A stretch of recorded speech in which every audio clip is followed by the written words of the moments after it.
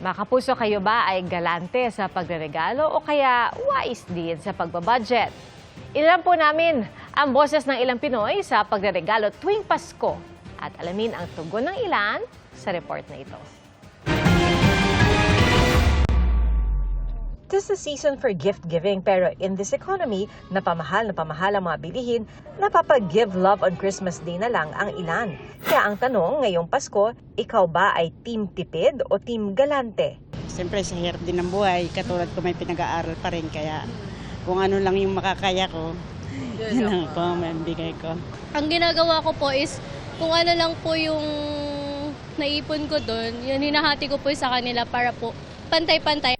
Stand out ang mga team tipid dahil kulang daw ang budget panregalo at araw-araw rin silang gumagastos. Ang iba, wala pa raw kasi silang trabaho o kung may trabaho man, walang bonus at 13th month pay. Pero ang isang nanay willing magtipid sa sarili para makapagbigay sa mga anak. Meron pa rin namang team galante, lalo't isang beses lang naman kada taon ang Pasko. May humugot pa na mas pipiliin daw niyang gumastos kaysa mapunta raw ang pera niya sa mga kurakot.